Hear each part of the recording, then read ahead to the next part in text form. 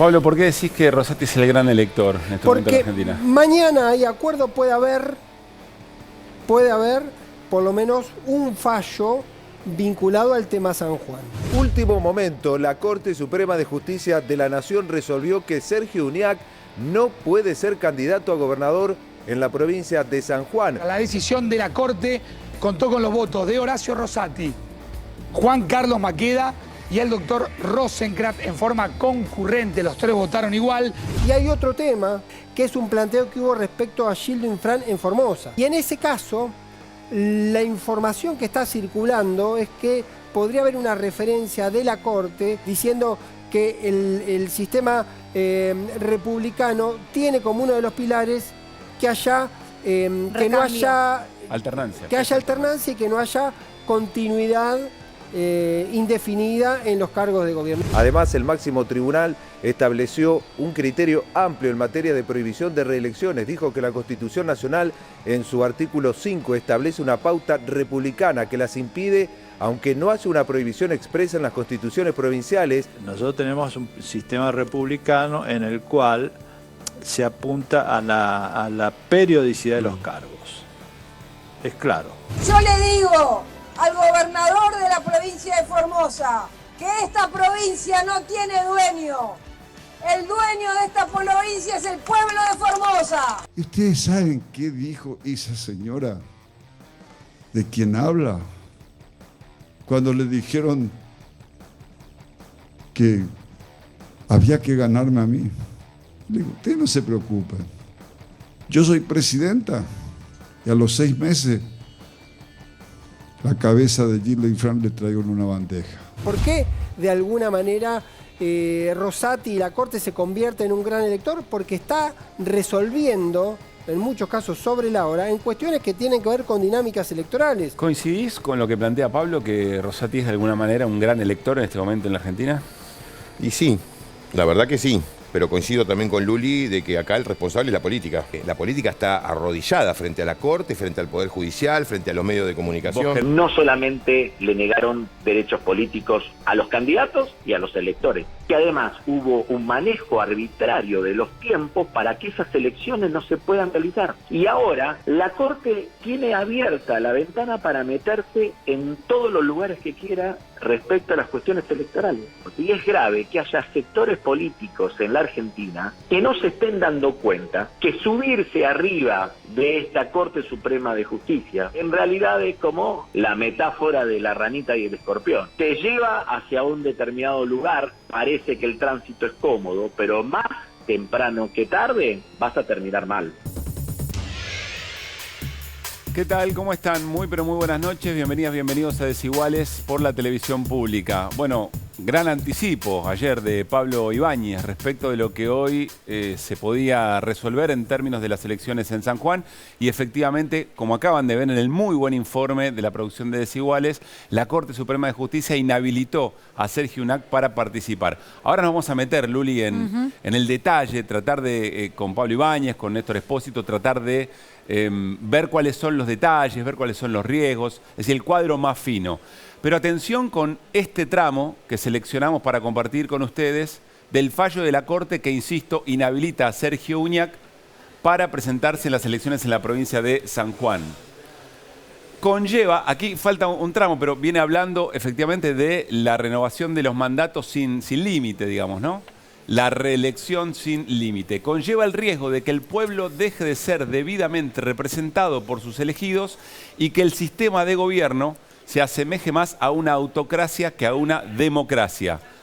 Bueno, ¿cuál es el problema más serio acá? Lo que está en discusión no tiene que ver con la interpretación de lo que dice la Constitución de la provincia de San Juan, en resguardo, por supuesto, del sistema federal. Es decir, que cada provincia tenga su regla de juego y además tenga su sistema de evaluación de la propia justicia. Sino lo que está en juego es que la Corte se sienta autorizada para intervenir y no para hacer una interpretación de ese artículo, sino para decir que, en términos generales, las reelecciones ponen en riesgo a la democracia, lo cual le abre la puerta para una enorme cantidad de situaciones en la Argentina. Sí, ¿qué va a pasar con Formosa? Es la gran pregunta ahora, ¿no? Porque La el más 25 de inmediata. junio... Claro, no. De hecho, no solamente la más inmediata, la única que por ahora tiene un recurso en la Corte. Porque el resto de las reelecciones no están discutidas en este momento en la Argentina porque por ahí son de un periodo para el otro. Pero sí la de Gildo Infran en la provincia de Formosa, que sería el próximo 25 de junio. La elección, insistimos, en minutos hablamos con Néstor y con Pablo sobre cómo tenemos que entender esta situación y cuál va a ser la reacción de la política ante esto, ¿no? Un poco lo que hablábamos ayer también entre nosotros y con el invitado que era Rodolfo Tailade. Ya está en los estudios de C5N Leandro Santoro, posible candidato a... C5N dije... Sí, excelente. Mirá vos. Excelente. Mañana me voy de vacaciones. Yo no estoy bien, Si había que justificar tus vacaciones, acaba de ocurrir. Convengamos que ¿no? parto mediodía en un lugar, mediodía en otro. Esto, por suerte fue con canales de televisión y no con otra cosa, ¿no? Digo, en la televisión pública ya está Leandro Santoro sentado en los estudios. Por ahí le decía Osvaldo también, porque ahí podría ocurrir también esa confusión. Pero hablamos ahora de lo que tiene que ver con la gira del ministro de Economía en China, Pablo, porque hoy hubo una buena noticia que en un rato la cuenta Flor con más detalles. Dilma Rousseff se reunió, ahí estamos viendo la foto protocolar, y le dijo a Sergio Massa: tengo una buena noticia para vos. En agosto nos reunimos los BRICS en Sudáfrica y vamos a evaluar la incorporación de Argentina. No sería el único país, también están Zimbabue, Arabia Saudita y Egipto en estos países a evaluar el posible ingreso a los BRICS. Sí, acá hay un tema, lo vamos a hablar con Flor enseguida, pero no es que inmediatamente Massa se trae la plata que efectivamente estaba yendo a buscar, sino que es un gesto político muy importante que eventualmente puede armar esquemas de financiamiento. Pero frente a la imposibilidad de resolver en concreto algún financiamiento de inmediato, una noticia política y de mucha trascendencia para la Argentina que viene desde China. Bueno, vamos a charlar además de con Leandro Santoro, que insistimos ya está sentado en el living de Desiguales. Televisión pública. Está también para participar con nosotros José Glinsky, es el titular de la Policía de Seguridad Aeroportuaria. Muchas cosas para charlar con él, que tiene que ver con el teléfono de Saban Montiel, que tiene que ver con los chats del lago escondido, pero también un interrogante o una preocupación. ¿Cómo se discute seguridad en el contexto electoral y con una sociedad que permanentemente está corriendo por derecha a esa preocupación, una preocupación genuina de todos y de todas? Y también viene el titular del ENACOME, hablamos de Gustavo López por lo que tiene que ver con una carta de documento que les llegó al directorio del ENACOM antes de que tomen una resolución por parte de Telecom. Es decir, sabían que se iban a reunir y mandaron una carta de documento como diciendo, ojo con lo que vayan a decidir. Tiene que ver con la telefonía celular y lo que le tocaba en un punto económicamente a algunas empresas, porque los vamos a denunciar civil y penalmente. De eso hablamos con Gustavo López. Bueno, nos vamos al encuentro de nuestros compañeros y compañeras. ¿Qué dice? ¿Cómo andan? ¿Cómo le va? Ustedes saben viendo, estamos parados, estamos tiempo y lugar. Leandro, no Daniel. Para un poco. ¿Cómo? Leandro, también, no Daniel. ¿no? Daniel, Leandro, digo, Osvaldo. ese Daniel ahí va a ser más complicado. Todo puede ocurrir. Puede ser hincha de Huracán también, por ahí me puedo confundir con eso. Ah, mirá. O puede ser el artista plástico. Bien, por supuesto. Por supuesto, muy bien. ¿Quién arranca con lo de la Corte de San Juan y Formosa y todo lo que se viene? Nosotros ya hicimos un acting en Camarines, estuvimos ok. preparando, vamos a salir por los barrios, ahora vamos a La Plata, Berizo, Ensenada, haciendo un acting. Cuéntenme. No, básicamente la duda que existía, había dos escenarios posibles. Uno es que la Corte dijera que prevalecía la interpretación respecto de lo que decía la Constitución de San Juan, y entonces era el cuarto mandato de Uñaki, no podía ser más de 3, el periodo máximo era 12 años, y la otra posibilidad era que sobrevolara por encima de todo y dijera, la Constitución Nacional habla de alternancia, la reelección indefinida no es alternancia, volteamos a Uñac y de paso anunciamos que vamos a voltear todo lo demás. ¿Qué hizo la Corte? ¿Quién puede lo más, puede lo menos? Fue por lo más. Sí. Y dijo, listo, reelección indefinida, no way, no más. ¿Qué va a pasar con Formosa, pienso yo ahora también, ¿no? Esto, el fallo de hoy le está avisando a Gildo Infran, el 10 de diciembre se termina tu historia como gobernador de Formosa. Sí, parece el prólogo para resolver la acción que se presenta en la Corte el lunes siguiente al fallo del tribunal que suspendió las elecciones de San Juan y Tucumán. Ese fallo habilitó. Ese fallo tiene otro matiz que me lo comentaba un dirigente que tuvo recientemente una conversación con Cristina Fernández de Kirchner al respecto, y en la conversación permanente de la eventual candidatura de la vicepresidenta, ella decía que si quedaba alguna posibilidad de ser candidata, el fallo con San Juan y Tucumán le terminó de confirmar que no había posibilidad práctica porque inevitablemente iban a terminar. Pero además dejó una frase... No porque la cuestión de fondo tenga que ver con eso, sino por hasta dónde se atreve... Por la gestualidad política de la Corte interviniendo sobre la hora, suspendiendo 2 elecciones. Pero además da a entender un plano que me parece que completa desde la dimensión política la explicación de por qué el fallo se concentra más en la cuestión de las reelecciones que de la interpretación de la Constitución de San Juan. Y lo que está leyendo el universo de Cristina, la propia Cristina, es que hay un plan para hacer todo lo posible para que el peronismo pierda la elección. Para el término que utiliza la vicepresidenta, según me lo cuenta esta persona que lo habló, es atacar al peronismo. Y atacar al peronismo, cuando uno repasa un poco aquel famoso hecho de las elecciones del 14 de mayo, donde había, recordemos, 5 elecciones, donde todo indicaba que iban a ser 5 victorias de partidos, candidatos cercanos o involucrados directamente con el Frente de Todos, iba a ser una gestualidad política. Claramente iba a ser una gestualidad política que en ese hecho no se pudo cristalizar, no se pudo verificar porque solo hubo 3 elecciones. O sea, hay una dimensión que el caso Formosa me parece que está anticipando vía San Juan lo que puede venir, y el mensaje, este mensaje que por lo menos así lo interpreta la vicepresidenta. Algo que me quedó muy claro cuando nos visitó Eduardo Barcesat a partir de los fallos de Tucumán y San Juan, es que la Corte, para poder hacer eso, para dar este mensaje, lo que hace es intervenir allí donde la Constitución Nacional le impide intervenir. Esto que vos mencionás técnicamente como la competencia originaria. Es decir, tienen que pasar cosas para que la Corte Suprema, respecto de una situación que ocurre en una provincia, pueda intervenir. Quizás es muy técnico, usted lo puede explicar mejor. Es peor todavía, porque la competencia originaria significa que la Corte es tribunal único. Cuando, por ejemplo, cuando hay un reclamo entre Mendoza y La Pampa por las aguas del río Atuel, como es el conflicto entre 2 estados provinciales, la competencia originaria es de la Corte. Aquí la Corte decide hacerse cargo después de que los tribunales provinciales ya se pronunciaron, con lo cual la Corte se convierte en instancia de revisión de una decisión sobre temas provinciales que tomaron los tribunales provinciales. Lo que la Corte está diciendo hoy es que tiene la facultad de revisar la constitucionalidad de las constituciones de las provincias. Claro. Hace un ratito alguien me decía, bueno, entonces la Corte lo que está diciendo es yo puedo intervenir en lo que quiero. Tal cual. A continuación, bajemos la persiana, que se acabe efectivamente la representación o el sistema federal y estamos jugando otro juego, ¿no? Bueno, en eso que vos leías recién, lo que están cuestionando concretamente es la soberanía del voto popular. Digo, si vos votás 3 veces seguidas a un mismo candidato, la tercera vez que lo votaste, ese candidato no te representa. ¿Quién lo dice? 3 jueces de la Corte. Claro, tu voto no hay otra explicación. Tu voto no vale. Claro. Tu voto está viciado por, bueno, lo que ellos entienden. Insisto en aclarar esto porque esta misma discusión se planteó cuando fue la posibilidad de la reelección de Carlos Menem.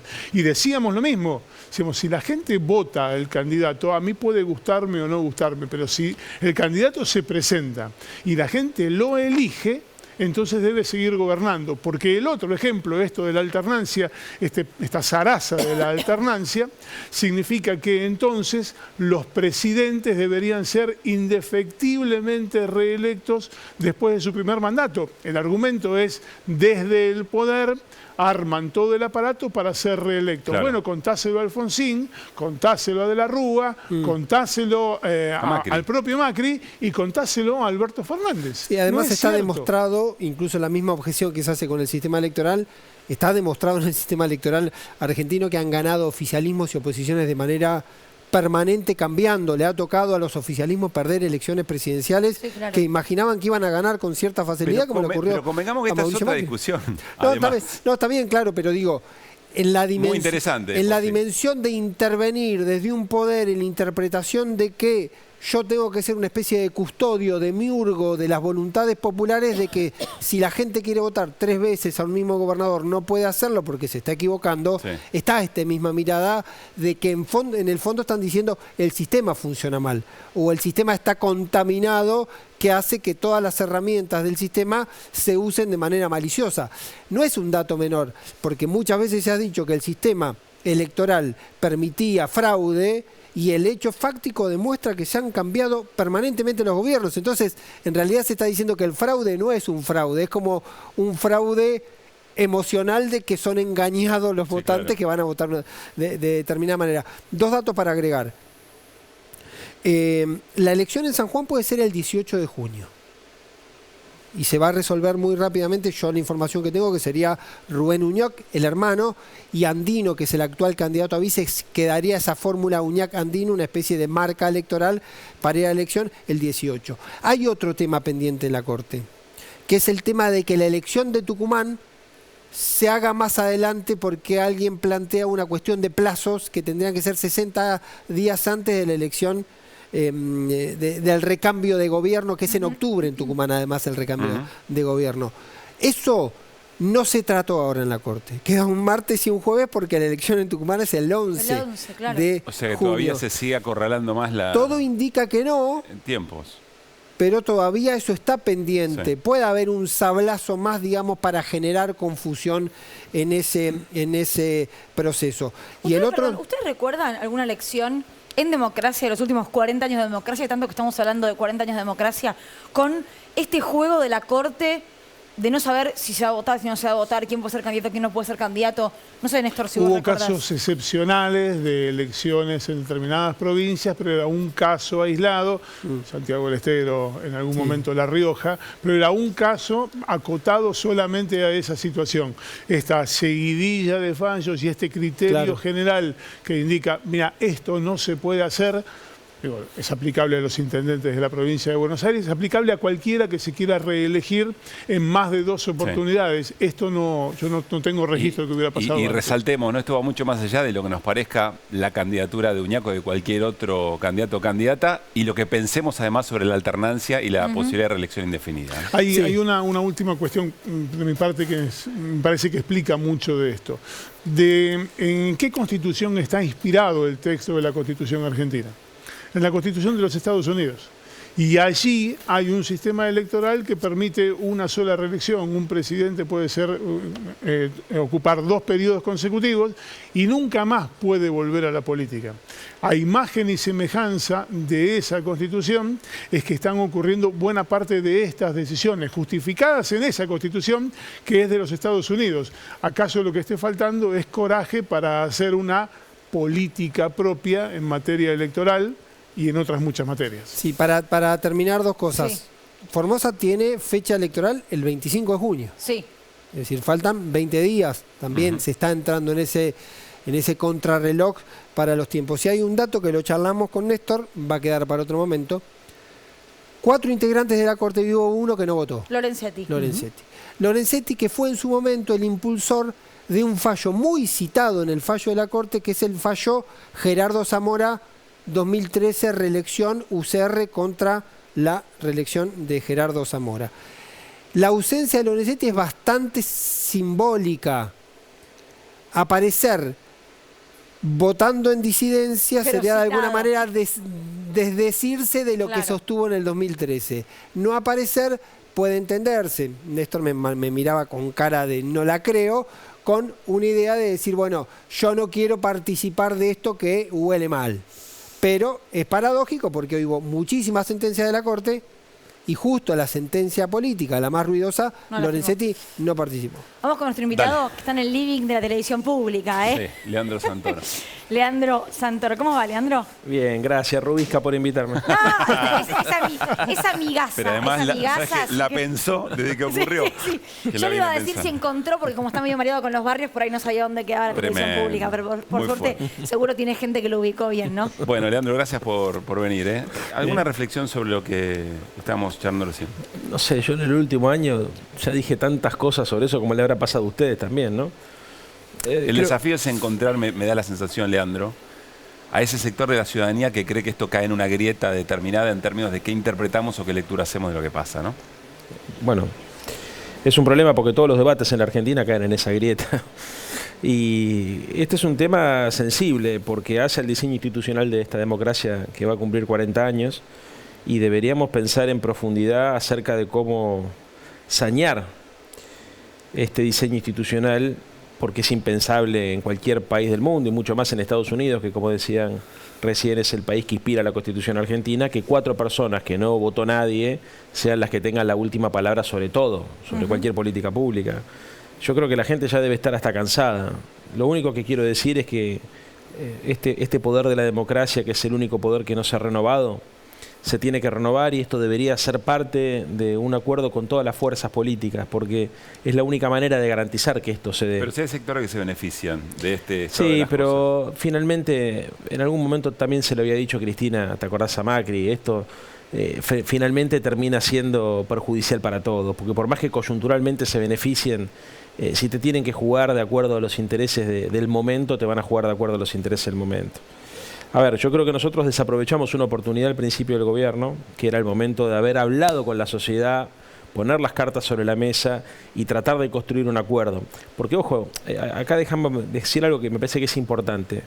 Cuando vos hablas de un acuerdo político, y hemos hablado mucho, Cristina habla mucho de acuerdos políticos, es muy importante saber leer en qué momento y en qué contexto lo estás planteando. Cuando vos iniciás un gobierno tenés mucho poder. Y ese es el momento por ahí para tratar de fijar los márgenes dentro de los cuales se va a dar la discusión. A medida que el gobierno va avanzando, vas perdiendo cuotas de poder. Entonces, hoy sería impensado. Si hoy hiciéramos un acuerdo para reformar el Poder Judicial, así como están las cosas, sería para tener un Poder Judicial incluso más conservador, ¿no? Claro. Pero como estrategia política, déjame decirte que es muy importante saber que las correlaciones de fuerza cambian todo el tiempo. Yo soy un defensor del concepto de correlaciones de fuerza. Creo que en este estudio Néstor Kirchner fue uno de los que la utilizó cuando vino a 678 para explicar por qué no lo había podido poner al flaco Kuhn, que era al frente del Banco Central, y lo tuvo que poner a Redrado. Bueno, él hablaba de las correlaciones de fuerza y le agregaría algo a ese análisis, que es que uno tiene la obligación de acumular poder político para transformar las correlaciones de fuerza. Las correlaciones de fuerza no son estáticas, son dinámicas. Entonces uno tiene que saber leer el momento, el ciclo político, el ciclo económico, para saber qué decisión tomar. Y creo que esto es un tema pendiente para el campo popular. ¿Y vos creés que hay algún candidato ya presidente dentro del Frente de Todos que represente ese timing, esa idea del consenso político? También, ¿no? Claro. Es Cristina. La que entiende esto es Cristina. Porque además, no compitiendo Cristina, no compitiendo Alberto, y probablemente, por lo menos por lo que sabemos hasta ahora, tampoco compitiendo Massa, nosotros vamos a resolver en una paso quién es el candidato, no quién es el líder. O sea, la líder, decís, es indiscutida, y el candidato sería... Lo cual es un problema. Lo cual es un problema. En Juntos por el Cambio vos estás discutiendo el candidato y el líder del espacio, ¿no? Porque ahí está la discusión, es quién lo suceda a Macri. Pues si quien gane, si ganara la elección alguno de los candidatos o candidatas de Juntos por el Cambio, al mismo tiempo se convierte en líder. Exactamente. Macri se borra, decís vos. Y pasarían, por lo menos en el primer momento, un hipotético gobierno de Juntos por el Cambio en un segundo plano. Ahora, en el caso de la Argentina y en el caso particular del Frente de Todos, es un problema, porque estas coaliciones, viste, que son coaliciones heterogéneas que además tienen una peculiaridad que verdaderamente es muy singular, que son líderes muy fuertes que pueden estar afuera de las ofertas electorales. Bueno, lo que decíamos recién en los Estados Unidos, o sea, como un presidente en Estados Unidos es 2 veces y después se retira, Obama, por ejemplo, que sigue siendo un líder muy importante en el Partido Demócrata, no tiene la capacidad de influencia que puede tener, por ejemplo, la que tuvo Raúl Alfonsín en el radicalismo hasta que se murió. ¿Se entiende? Entonces, es un problema en nuestro propio diseño institucional. Otro problema en nuestro diseño institucional para poner en carpeta y ver cómo lo resolvemos. ¿Y en la ciudad de Buenos Aires? En la ciudad de Buenos Aires hay que construir una alternativa a la derecha. Yo creo que la falta de alternancia está haciendo que este gobierno incluso sea peor de lo que era. Me parece que si vos no tenés la sensación o la certeza de que un proyecto político te puede reemplazar, gobernás peor. Y hace un año que notamos... Te achanta, te oxida. Hoy el gobierno de la ciudad está en piloto automático. Te podría decir, en Lago Escondido quedó al descubierto toda una trama de corrupción y eso paralizó, por ejemplo, la gestión en materia de inseguridad, de lucha contra la contra la inseguridad, al punto tal que estuvimos 3 meses sin ministro de seguridad y no tuvo costo político. O sea, el gobierno sabía que estaba cometiendo un error muy importante y sin embargo persistió durante 3 meses en el error, sabiendo que eso no iba a tener costo político porque están convencidos que nadie les puede ganar la ciudad. Entonces, ¿por qué sucedió eso? Y ustedes se acuerdan cuando fue el problema de Alessandro, fue una cosa terrible la ciudad, robos, asesinatos, mataron a nenes en la 11, a una nena en la 1114, valieron un pibe en Constitución que estaba con la abuela, se descontroló. ¿Por qué sucedió eso? Y porque los tipos llegaron a la conclusión que pueden hacer cualquier cosa. No solamente por el blindaje mediático que le puede dar el Grupo Clarín, sino porque están convencidos que son imbatibles. Y por eso creo que es muy importante en la ciudad de Buenos Aires construir una alternativa que contenga todo el popular, pero que sea incluso más amplia. ¿Qué opinión tenés de los anuncios que hizo Horacio Rodríguez Larreta respecto a la baja de ingresos brutos el otro día? Algunos me parece que están bien, otros me parece que son un despropósito. Fundamentalmente lo que tiene que ver con la construcción. Vos, si vas a dar incentivos a la construcción, es para que los desarrolladores inmobiliarios construyan lo que la gente necesita, no lo que a ellos les conviene.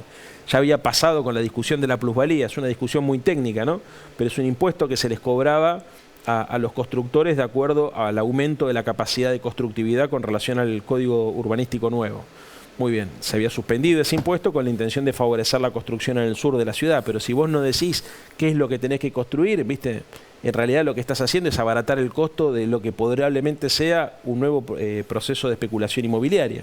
O un proyecto que por ahí, digamos, no puede ser de especulación inmobiliaria, puede tener otra finalidad, pero que no tiene ningún sentido que la ciudad pierda plata, digamos, para incentivar eso. Vos cuando bajás impuestos decís, che, ¿qué necesitamos? ¿Departamento de 3 ambientes? Sí. ¿No? O necesitamos departamentos que se puedan alquilar, entonces te bajo el impuesto para que la construcción se oriente en esa dirección. Vino Eli Gómez Alcorta el otro día, ella ya se lanzó como precandidata en la ciudad, vos todavía oficialmente no lo hiciste. ¿Cuándo sería eso? No lo sé, tenemos tiempo todavía. Ay, la última vez que viniste, Leandro, estábamos cerca de la foto con... No me hagan la del gato silvestre, que cada vez que voy, ya que estamos en C5N, porque cada vez que voy... Increíble. Me va a traer... rompiendo límites a los pavotes. Esto me va a traer un quilombo que no te lo puedo ni explicar. Cada vez que voy me dice, ¿vas a ser candidato? Y allá. Mirá, yo creo que hay que construir primero... Ahora, termino la pregunta. Sí, lo que digo es, cuando hablamos la última vez, estábamos cerca de esa foto con Graciela Peñafort, con Matías Lamens y Claudia Neira. Y vos decías, bueno, lo que pasa es que no dan los tiempos, nosotros tenemos la necesidad de salir ya. Si hace, no sé hace cuánto fue, mes y pico, ahora debes estar más urgido todavía en respecto a definiciones. Pero la verdad que nosotros trabajamos como todos los 4 que sacamos esa foto, trabajamos como si nos fuese a tocar asumir mañana. O sea, porque voluntad de disputar el poder en la ciudad lo tenemos. Lo que nosotros creemos es que hay que construir un consenso importante para que todos los sectores del Frente de Todos nos sintamos protagonistas de esa decisión. Ahora, el programa de gobierno, la construcción de equipos, el proceso de escucha en la ciudad de Buenos Aires. Hoy me junté con el Colegio de Escribanos de la ciudad de Buenos Aires, después de ahí me fui a una reunión con la Cámara de Hoteleros y de gastronómicos de la ciudad. Ahora tengo una reunión cuando termino de acá. O sea, nosotros, la actividad política es incesante. Lo que creemos, y esto creo que ustedes lo pueden entender, es que cuando uno toma la decisión de anunciar una candidatura, no anuncia solamente un candidato, anuncias un acuerdo político. Entonces, ese acuerdo político nosotros creemos que tiene que ser amplio. ¿Por qué? Porque, como le decía recién, la alternativa a Larreta es una alternativa que excede mucho al frente de Todos. Porque hay que llegar a un número mágico, que es el 51. Acá, a diferencia de lo que pasa en la provincia de Buenos Aires, tenés balotaje. Entonces tenés que llegar al 51%. ¿Cómo construimos un 51% si el techo del Frente de Todos es de un 20, un 25? Hay que tratar de interpelar otros sectores. A mí me gustaría hacer un acuerdo con toda la oposición y te diría una discusión que vaya del centro hacia la izquierda si quisiéramos construir verdaderamente una alternativa a la derecha. Pero como hoy eso es difícil de hacer institucionalmente u orgánicamente, lo que estamos tratando de hacer es interpelando esos sectores. Por ejemplo, sectores que se sentían identificados con el voto radical, que no son por ahí orgánicos del radicalismo, pero que tienen una mirada distinta a la del Frente de Todos. O sectores más vinculados a una posición de izquierda.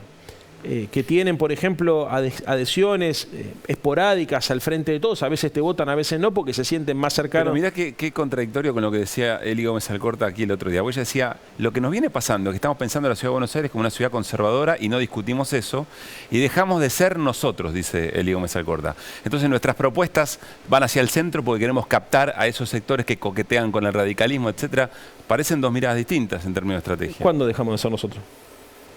En el momento en que no aparecen proyectos o propuestas con audacia política, por ¿No ejemplo. aparecen? ¿Toda la propuesta que tenemos en materia de política de vivienda de alquiler no es audaz? ¿Las políticas que tenemos en materia de expansión del gasto en salud y en educación, o en inversión, si querés, para ser más preciso, no es audaz? La propuesta que tenemos para expandir el subte no es audaz. La propuesta que tenemos para auditar los negocios inmobiliarios no es audaz. ¿No es audaz? Por favor, nosotros venimos a plantear acá, hay que regular Airbnb, venimos a plantear la necesidad de construir una corporación público-privada que intervenga en el mercado de alquileres, como sucede en las principales capitales del mundo.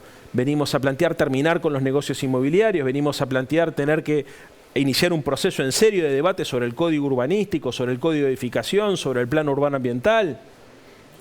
3 instrumentos, dos, el código urbanístico y el código de edificación, que votamos en contra en la legislatura. Venimos a plantear la necesidad de terminar con las excepciones al código de planeamiento urbano, o lo que ahora se conoce con el nombre de convenio urbanístico, que es la excepción al código. Venimos a plantear un Estado que intervenga para defender los intereses de las mayorías y no para defender los intereses de los privados. ¿Vos querés construir una torre? El gobierno de la ciudad te vende terreno y te vende norma. Vos tenés un problema para alquilar, no tenés un timbre para ir a tocar. Entonces, ¿eso no es audaz? Venir a plantear un cambio de matriz en esta naturaleza no es audaz. Ustedes no me han escuchado a mí denunciar a las empresas contratistas del Estado que le venden comida en mal estado a los chicos, por ejemplo. No me han escuchado a mí y a muchos diputados nuestros denunciar el negociado de las grúas. 55.000 pesos, mirá lo que iba a decir, porque era lo lógico.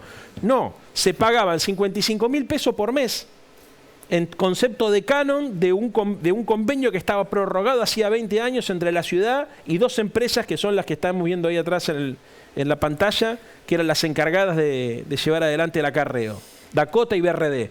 Y eso lo frenamos como en la legislatura. No, a ver, pará. Nosotros tenemos una visión clara de ciudad, distinta a la que se está llevando adelante ahora, porque tenemos una mirada justa. Nosotros trabajamos para que haya justicia social, justicia ambiental, justicia de género. Tenemos una mirada humana, porque entendemos que todas estas discusiones del código urbanístico, del plan urbano ambiental, se tienen que repensar en función de gobernar para la gente y no para las cosas, para los negocios inmobiliarios. Tenemos una mirada sustentable, porque creemos que la discusión del siglo XXI es una discusión que no incluye. ¿Cómo no hay definición? Al contrario, me parece que si hay algo que hemos construido en los últimos años, y te voy a decir, ¿sabés desde cuándo, creo yo?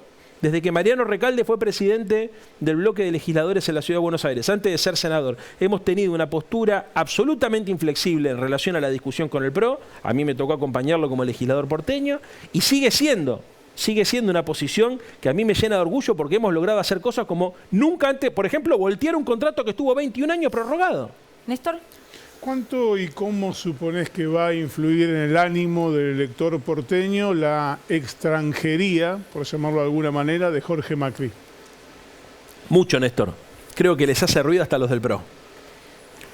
Vos tenés un candidato honesto, con un piso electoral alto, con un techo electoral incluso más alto como Fernán Quirós, y le decís, no, vos no vas, va a ir el primo hermano del presidente Macri, que es actualmente intendente de Vicente López. Si sos votante del PRO, ¿vos te pensás que eso no te hace ruido? ¿Sabés que no lo sé? Sí, les hace ruido, mucho ruido les hace. Les hace mucho ruido a ellos, no les parece normal, te lo puedo asegurar. Aparte tengo la suerte de que ya tengo un nivel de conocimiento importante, a mí me para gente en la calle y me lo dice. Probablemente muchos de ellos lo terminen votando igual, pero no es, para el discurso republicano, si nosotros pensamos que la gente que vota Juntos por el Cambio piensan todos como Mauricio Macri, nos equivocamos. Hay mucha gente que cree en Mauricio Macri o que cree en Lilita Carrió, que cree en el radicalismo, pero que no necesariamente es Carrió, es Ernesto Sanz y es Mauricio Macri. Son personas que creen en ese discurso. ¿Las hay o no? Porque además si creyéramos que no las hay, sería muy difícil armar un 51%. Ahora, esas personas que estuvieron durante años escuchando hablar que nosotros somos, viste, los señores feudales del norte de la Argentina, los tipos que, viste, no respetan las normas ni la Constitución, etcétera, etcétera, y que ven que ahora, cuando tienen que resolver quién es el sucesor del ex jefe de gabinete de Macri, ponen al primo hermano de Macri, que es actualmente intendente, aunque no te lo reconozcan acá en un programa de televisión, les hace ruido y tenemos una oportunidad. Gracias, Leandro, por haber venido, ¿eh? Si vuelven a Boedo no se lo voy a preguntar en este momento. Tremenda. No, yo sabía, vos sabés que sabía que ibas a tirar una última. Obvio. Tremenda. Gracias. Gracias, Leandro, que estés bien. Gracias. Bueno, nos vamos al encuentro de Flor, para las novedades que están ocurriendo en este momento donde gente duerme, Sí. ¿no? En China. No sé, porque son las 8 de la mañana. No, ya, 8 no, horas. tenés diferencia razón, para ya mí están, que ya sí. están Claro. recontra arriba. Sí, tenés razón. Café mediante, no sé qué. Semáforo chino, Flor, habías prometido. Trajimos un semáforo chino porque ya casi que está por terminar la semana. Bueno, Desiguales termina hoy y se retoma el domingo. Y queríamos pasar un poco en limpio todo lo que se dijo, porque se dijeron muchas cosas, que hay de cierto, que no, que hay de concreto también, ¿no? Porque algunas Claro. cosas para eso muy de largo plazo, muy de la seguimos conversando. Así que trajimos un semáforo para ver efectivamente en qué se avanzó, qué está medio ahí y qué está más trabado. A ver. Si les parece, arrancamos con el verde, Dale. que es lo que se avanzó efectivamente, y ahí tenemos inversiones en minería de litio, represas de Santa Cruz e infraestructura eléctrica. Detallemos un poco esto. Si vos ves los números de las inversiones en minería de litio, realmente asusta para bien. Más de 2.000 millones de dólares, 2 proyectos muy importantes, recordemos litio, recurso estratégico, y de hecho ahora, junio, arranca el tercer proyecto de litio en Argentina, que una parte de la empresa es China, porque los otros 2 proyectos que hay en Argentina son de empresas de Estados Unidos. Sí. Una es australiana, pero hubo una fusión a nivel internacional. Entonces, a nivel inversiones, y lo más destacado es que, más allá de las inversiones que son positivas desde el punto de vista productivo, es que cuando vos invertís en Argentina, traes dólares, porque así es como funciona, y eso pasa por el Banco Central y te ayuda a las reservas, que en definitiva es tu problema principal que tenés hoy en día. Eso está confirmado, pero por supuesto tiene sus tiempos, digamos, ¿no? Tal cual, sí. Hay unas que 1.000 millones de dólares en represas y sector eléctrico, que es ahora ya, Sí. entre junio y julio. Así que eso tiene fecha, no solo tiene la confirmación, sino la fecha, y eso te diría que es Bien. lo más concreto. Amarillo. y Vamos ahí viendo, tenemos, amarillos vamos viendo. es el segundo tramo del gasoducto Néstor Kirchner, la renovación y la ampliación del swap, que eso lo voy a dejar para el final, Bueno. y el desembarco de China en Vaca Muerta y GNL. A ver, con respecto a la energía, Vaca Muerta y GNL, hoy no tenemos GNL en Argentina, de hecho, en este mismo contexto que se está hablando allá del tema, se mandó al Congreso un proyecto de ley para que se pueda desarrollar esta energía. En Vaca Muerta no hay ninguna empresa china.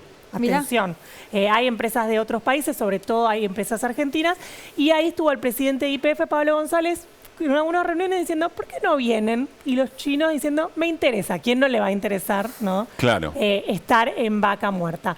Y después decíamos, el segundo tramo del gasoducto Néstor Kirchner, si bien ahí hay una empresa puntual, constructora china, Power China se llama, que dijo, yo te lo financio, te pongo 2.000 millones de dólares, te financio el segundo tramo del gasoducto. A nivel números suena espectacular, porque vos ahora en junio tendrías el primer tramo. Si para el año que viene ya tenés el segundo tramo, digamos, sos superavitario energéticamente, te ayuda un montón desde la macro, desde la industria, desde un montón de aspectos. Pero eso lo pusimos en amarillo porque, por un lado, Sergio Massa dijo, vamos a ver si eso avanza, esto es una licitación, meter a los chinos acá puede ser un tema. Tengamos en cuenta ahí que las empresas constructoras, hay empresas argentinas muy importantes, por ejemplo, Techint. No Claro. es que tenés que traer a una afuera. Entonces ahí, por eso lo pusimos en amarillo. Y Bien. dejamos al final el swap de monedas, porque esto, si bien casi que tenía... Estoy confiada en ponerla en el verde, pero lo puse en amarillo porque la reunión por el swap con China, que para mí es lo más destacado de toda la gira, es mañana viernes. Bueno, ya es ok. viernes en China. En las Eso es para próximas horas. Para aumentar la disponibilidad líquida de lo que ya está acá. lo que ya está acordado, digamos. Así es, el swap, ya lo explicamos, pero lo reiteramos, es el intercambio de monedas. Viene China y te dice, mi moneda es el yuan, te lo pongo en tu banco central. Esto viene ya desde hace una década. Lo que pasa es que vos tenías el swap, lo tenías como si fuera una vidriera, y ahora lo que te habilita China es romper el vidrio de la vidriera y que vos puedas hacer uso de esas divisas. ¿Y cuánto? Claro, ¿y cuánto? Lo último que había era que vos podías habilitar 5.000 millones de dólares. Lo que se va a hablar mañana es ampliarlo y que puedas usar más. Para mí lo más destacado de todas las giras, y efectivamente se hace ese anuncio, porque de nuevo, nuestro principal problema son las reservas, así que eso te ayudaría un poco. Y en rojo, todo mal. Y en rojo, no sé si todo mal. Y en rojo maratea, ¿no? Todo rojo, maratea rojo, no vamos a publicitar fideicomisos investigados. Bueno, en rojo pusimos el financiamiento de los BRICS. ¿Por qué? Porque si bien la noticia hoy en algunos portales podía leerse como positiva, como Dilma Rousseff le dijo, la expresidenta de Brasil, que hoy está en el banco de los BRICS, le dijo a Massa, le dio una buena evaluamos noticia. si entran a los BRICS como Argentina. Claro, parece que cuentan los periodistas que están allá, que lo recibió y le dijo, tengo una buena noticia para vos. Pero ¿por qué lo ponemos en rojo? Porque no hay nada concreto, digamos. Vos hoy necesitas noticias concretas. Por eso vos decís lo del swap, que si se confirma es lo único que hoy es, bueno, taca, no porque tenés los dólares, sino porque tenés más disponibilidad de tus dólares en el Banco Central. Claro, lo mismo con las inversiones, que ya tenés la fecha de cuándo ingresan. En cambio, el tema BRICS en el fondo, ¿qué es? Vos necesitas reservas. Y en este sentido también tenés que ver, bueno, tus importaciones, que hoy están muy complicadas. Tu principal socio comercial es Brasil. Bueno, ¿de qué manera podés hacer para que con tu principal socio, que es Brasil, no te pegue tanto en las reservas? Y ahí hace un año que van y vienen. Si vos le pedís la agenda a Scioli, 20 reuniones tuvo por este tema. Hace un año que reuniones con empresarios. Recordemos, vino Lula a Argentina. Fue a Brasil Alberto Fernández a hablar con Lula. Mucho abrazo, mucho te rebanco Argentina, pero por ahora lo dejamos en rojo porque si bien la noticia, que es que Argentina se barajaba que un crédito, que una garantía, la noticia concreta es que Argentina podría entrar a los BRICS. O sea, ya no estamos hablando que políticamente es un dato fuerte. Es muy fuerte que te hagan ingresar a los BRICS porque hace muchos años son los mismos países. Así que si efectivamente se habla eso, ya todas las diagonales que se analizaban y Argentina ingresa, desde lo político es importante y desde lo económico se destraba todo. Vamos con nuestro invitado. Muy claro, Flore, gracias. Gracias, Florius. Estamos con José Glinsky, director de la Policía de Seguridad Aeroportuaria. ¿Cómo estás, José? ¿Qué tal, José? ¿Cómo va? ¿Todo bien? Gracias por la invitación. Bueno. Ya nos metemos en temas un poco más serios y duros, pero queríamos preguntar, es una duda que le surgió a Caruso especialmente. A ver. ¿Cuál fue el rol de la PCA en esto del llamado de la azafata al vuelo de aerolíneas? Digo, fue la fuerza que tuvo que buscar la falsa bomba. Sí, a ver, además de eso, que fue el momento más táctico ante la alerta, formamos parte de la investigación, digamos. Producto del equipo, nuestra investigación, dimos con la persona que había hecho la amenaza, que además la había hecho a través de un teléfono que no usaba su chip regular, sino que había sido a través de un prepago, y fue la unidad antiterrorista de la PCA la que se dedicó a la investigación, porque finalmente, a pesar de que el desenlace fue el que todos conocemos, respecto de que quizá tenga que ver más con una situación más de intimidad o de una relación amorosa, lo que fuera, lo cierto es que se investiga como si fuese un atentado terrorista. Es efectivamente la amenaza de una bomba en un avión. Entonces el juez Villena, que es el juez de la jurisdicción de Lomas de Zamora, nos encomendó la tarea de hacer la investigación. Bueno, y él después, a través de las declaraciones que obtuvo de testigos y las indagatorias, bueno, que creo que no declaró la acusada, bueno, va dándole forma judicial a eso, pero en términos de investigación policial fue la PCA. O sea, hicieron la táctica de lo que pasaba en el avión en ese momento y además toda la investigación para saber cuál era el origen. ¿Quién llamó? Claro. Nosotros lo que tuvimos que hacer, que es muy engorroso y recibimos algunas críticas en aquel momento porque, bueno, nada, debe ser muy incómodo, ¿no? Estar arriba de un avión, tener que bajarse en el medio de la plataforma o en un lugar seguro. Esa gente no podía ir a la terminal porque nosotros podíamos presuponer que alguna de las personas que acarreaba algún bolso podía ser la que llevaba 1, 2 o 3, creo que había una amenaza de 3 artefactos explosivos. Nosotros tenemos que alejar eso de la terminal y a pesar de que se ve un poco desprolijo, es la forma que tenemos de generar mayores niveles de seguridad. ¿Cuántos, en promedio, ¿no? ¿Cuántos llamados o amenazas de este tipo hay? ¿Son habituales? Tenemos algunas. hay de distintos niveles de riesgo, digamos, que requieren distintas actuaciones, ¿no? Pero no sé si recuerdan un caso de una persona que hizo una amenaza de bomba para demorar un vuelo, porque llegaba tarde. No sabía eso. Y es muy importante la publicidad de esos acontecimientos, sobre todo para que no sea gratuito, ¿no? Esta mujer, la azafata está presa ahora. Sí. Está detenida. Le rechazaron la excarcelación, de hecho, ¿no? Sí. Y está bien. Tiene que haber... ¿Va a haber condena, decís vos? ¿Hay no, condenas bueno, ahí yo ya no me pero digo, meto, en estos casos suele haber condenas. Calculo que va a haber. Pero hay un hecho, un atentado. Está bien que se tome esa decisión y que se publicite la gravedad de Sí, nosotros lo hemos hecho. En este caso fue el juzgado quien ejerció el rol de comunicar y lo hizo muy bien, porque la verdad que estuvo en todos los medios y está bueno que la gente sepa que con esto no se jode. Claro, no es un chiste. Claro. No, para nada, para No es un nada, chiste. para nada. José, ya nos vamos a meter en temas específicos, pero tenemos una pregunta acerca de cómo es pensar la seguridad en el marco de una campaña, pero además una campaña en un momento muy delicado, digamos, con discursos muy corridos hacia los extremos, que creo que se reflejan muy bien en algo que vamos a compartir a continuación, que pasó hace muy poquito nada más en un estudio de televisión. Es este caso, podría haber sido tantos otros que seguramente conocemos y que lo compartimos aquí. Acá dice Esper, qué livianita que es el árbol. Bueno, ¿es de un plástico duro o no? Un polímero, sí. Un polímero, claro. Del mismo que está hecho la pistola Taser. Bueno, vamos a ver primero vamos a ver... Qué gana de llenar de agujero a un delincuente, la verdad. Hijo, qué gana de llenar de agujero a un delincuente, la verdad. Igual eso no agujerea. Apunta Te para doy la otro lado. 9 y tirá. Te doy la 9 y tirá. ¿Cómo haces para discutir en marco de una campaña algo que preocupa tanto a la ciudadanía, sector por sector, que es la seguridad en un contexto así? Bueno, depende a qué sector representes, ¿no? Es decir, depende cuál sea el marco, el posicionamiento político, desde donde lo hagas. Evidentemente hay un sector de la política que finalmente se burla de la gente que efectivamente padece, ¿no?, la inseguridad. No se puede hablar tan livianamente o promover tan livianamente el uso casero de las armas, balear a una persona. Pero efectivamente hay un problema. Primero que yo creo que es un tema que en general en la Argentina en el último tiempo se ha utilizado de manera muy liviana en los tramos electorales, ¿no?, donde tenemos que definir los votos.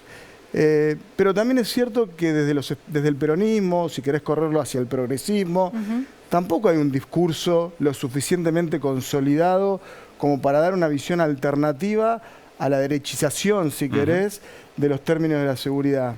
Eso tiene muchísimas explicaciones, ¿no?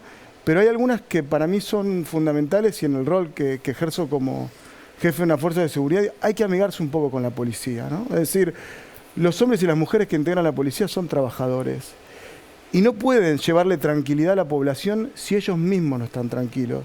Para mí garantizar derechos en los trabajadores y las trabajadoras policiales es un punto de partida para poder pensar la gestión eficaz de la seguridad.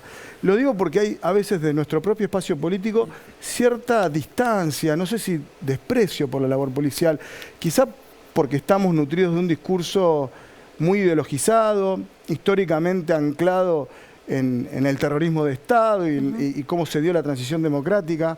Pero la verdad es que creo que desde ahí hay para dar una discusión y no hay que tener culpa cuando se habla de estos temas, ¿no? Es decir, hay que proteger a nuestros policías. Hay algo que quizá lo hace de manera muy burda, ¿no?, la derecha en la Argentina, que confunde proteger a los policías con encubrirlos.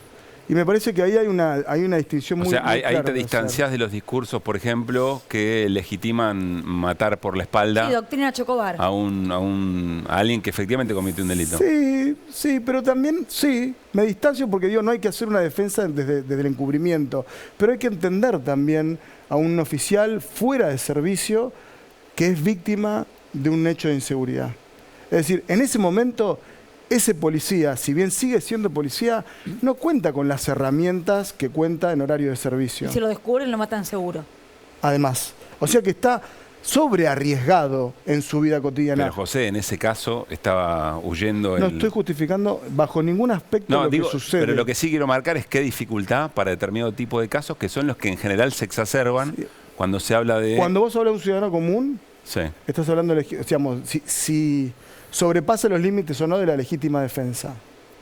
Cuando hablas con un policía no, porque ese es un funcionario público. Pero es un funcionario público que no tiene las mínimas garantías que tiene un trabajador regular. O sea, que cobra malos salarios, que no está protegido. A ver, yo creo que hay muchas cosas que tienen que ver con el déficit de la conducción política de la seguridad y probablemente una reacción de estas características tenga más que ver con quienes tenemos que ejercer la conducción, que tenemos que capacitar, que tenemos que entender cuáles son esas herramientas y mínimamente empatizar con esa persona. Ser poli, vivir en el conurbano, trasladarte en moto, digo, padecer los mismos... Viajar horas y horas en transporte público, sí. Absolutamente. Entonces digo, efectivamente no hay que encubrir una acción de violencia institucional bajo ningún aspecto. Pero me parece que desde nuestro sector político hay que abandonar también cierto prejuicio que se tiene sobre los integrantes de las fuerzas de seguridad. Es un prejuicio realmente, lo que acaba de describir claramente no fue la situación del policía Chocobar. Sí. ¿Es un prejuicio realmente condenar una acción de un policía cuando excede largamente lo que los protocolos le ordenan, que fue lo que ocurrió con Chocobar? No, no fue lo que yo dije. Yo lo que digo es que hay un prejuicio en general desde una perspectiva ideológica. Después se analiza caso por caso. Bajo ningún aspecto yo puedo estar a favor de una actuación usted como hablaba esas de una características. empatía y aludía al caso Chocobar. ¿Cuál es la empatía que podría haber? Yo nombré lo de Chocobar. No, yo no hablé del caso. Yo digo empatía con los policías y las policías. O sea, si vos querés gestionar el Estado, esa burocracia es una burocracia que está bajo tu responsabilidad. No podés odiar a la policía si querés gobernar. Punto. Si vos querés conducir el Estado, no podés odiar al sujeto, lo digo en términos genéricos, que tenés que conducir. Pero no hay nada en el medio. No hay nada entre odiar a la policía o tolerarle excesos como el de Chocobar. Yo no hablé de tolerancia. Yo lo que digo es entender las circunstancias. Y además, esa persona va a estar sometida a un proceso judicial, que para eso está. Lo que digo es que vos no podés, desde una perspectiva ideológica, negar algo que además es de suma utilidad para el ejercicio democrático. O sea, yo lo que siento a veces es que son temas, tanto los de seguridad como los de inteligencia, que hay un sector de la política al que yo pertenezco que le cuesta aproximarse. Punto. Después de ahí discutamos un montón de cosas. Nos aproximamos a la época electoral y discutimos uso de la violencia, taser, todo ese discurso vuelve. ¿Por qué? Bueno, porque hay un sector de la política que se siente cómodo discutiendo eso en estos tiempos, que no quiere dar la discusión de fondo y dice cualquier cosa, cualquier barrabasada en los canales de televisión. Te quiero cambiar, pero tiene que ver con el clima de violencia y de irse a la derecha constante del que estamos hablando últimamente, y es el intento de magnicidio a la vicepresidenta y el rol que tuvo ahí la PCA. Ayer escribí una carta a Sadak Montiel, menciona a la PCA en un momento, dice que fue parte del borrado. Sí, habla de... Que la PCA le borró... No, pero dice, Rívolo, la PCA, Capuchetti, no sé quién, me borraron el teléfono. ¿En qué terminó esa historia por parte de la PCA? ¿Siguen ustedes involucrados en la causa? No terminó. Yo primero, hay algo que a mí me parece tremendo, que es... creo que no tomamos dimensión de lo que ocurrió, efectivamente, ¿no? Hoy lo decía en otra entrevista, el intento de magnicidio es un acto terrorista. En cualquier país del mundo, si alguien quiere matar a un primer mandatario, es abordado como un acto terrorista. Y un acto terrorista no se investiga como cualquier crimen, porque es un crimen con fines políticos. Son crímenes, en este caso es un intento, pero además tuvo sus efectos que buscan modificar el sistema político mediante la violencia. Entonces, ese para mí es un dato que no podemos obviar. Habrá que preguntarle a los responsables de la investigación por qué se abordó de esa manera. Eso en primer término. Y en segundo término, como Fuerza de Seguridad, nosotros seguimos trabajando. La mayoría de las medidas que requieren de una actuación policial por parte primero de Capuchetti, de la doctora Capuchetti, y luego del fiscal Rívolo, que es el que está hoy llevando adelante la investigación, las hizo la PCA. Ustedes siguen, digamos, colaborando con la investigación. Yo estoy totalmente, tranquilo respecto de lo que hicimos con el celular de Sadak Montiel. Nosotros recibimos un teléfono con un sobreabierto, sin cadena de custodia y encendido. A partir de ese momento, yo no puedo saber qué es lo que pasó antes. Sí puedo certificar, porque aparte están las actas, está grabado el procedimiento, sé lo que pasó después y en las condiciones que llevó el teléfono, las probabilidades que había o no de recuperar la información, que eran entre escasas y nulas. Luego, producto de del ingenio y de la perspicacia de nuestros investigadores, sobre todo del laboratorio forense, pudimos recuperar parte de la información que se encontraba en la nube o guardada en algunas de las aplicaciones, sí, digo bien, en la nube. Sí. Nosotros contamos aquí hace algunas semanas la reconstrucción que había hecho la jueza María Servini respecto de todo lo que ocurrió con el teléfono desde el momento en que se produjo esa escena que tiene a sus espaldas, que es el disparo de Fernando Sabac Montiel, hasta que finalmente en los laboratorios de Ezeiza, después de varios intentos de acceder al teléfono, termina formateándose de fábrica. Sí. Después de todo esto, ¿le queda en claro qué fue lo que ocurrió con el teléfono? Eso que pasó desde que... Le completo la pregunta. ¿Cuesta creer que todo eso que encontró la jueza Servini pueda ser una torpeza, sobre todo teniendo en cuenta que todos los que intervinieron eran expertos informáticos y que conocían de teléfonos? No entiendo la pregunta, discúlpame. Desde que nosotros recibimos el teléfono hacia adelante, no tengo ninguna duda de lo que pasó. Siempre supimos los riesgos que corríamos por recibir un teléfono en el estado que lo recibimos. Desde que de ahí para atrás, no lo sé. A eso iba la pregunta. No, bueno, cuando reciben no lo sé. ese teléfono... Yo lo único que sé es que a mí a la mañana del día viernes 2 de septiembre recibo un llamado telefónico informal de un colega de la Policía Federal que me pregunta si nosotros estamos en condiciones de hacer la apertura de un celular, del celular de Sabac Montiel. Que ya a esa altura ya sabíamos quién era, ya habían circulado las fotos inmediatamente. Alrededor de las 11:30 de la noche recibo un llamado de parte de gente de la PCA contándome que el teléfono había llegado en un sobre abierto y qué hacían ante esa situación. Y mi instrucción fue: elaboren un acta, que la persona que hizo la recepción, la que hizo la entrega, la firme, que se filme todo el procedimiento, y de ahí en más, todo lo que ocurrió está absolutamente probado, certificado, y esto que decís vos respecto de lo que ocurrió del teléfono y el formateo de fábrica. Sabíamos que iba a pasar y nuestro perito lo cuenta, lo dice tanto en la instancia anterior, porque es una pregunta que le hicieron en el juzgado de Capuchetti, como más adelante, y consta en las actas de procedimiento. Bien. Para atrás no sé lo que pasó, honestamente no sé.